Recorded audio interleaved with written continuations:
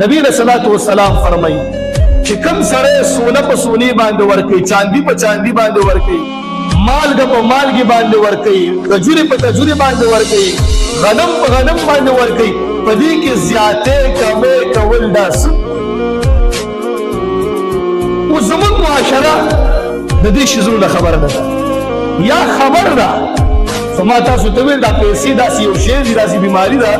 چې دې کې سره د دې حالاتو ته نه ګوري چې دا سود دی بیا ورسره آخرت کې ګوري.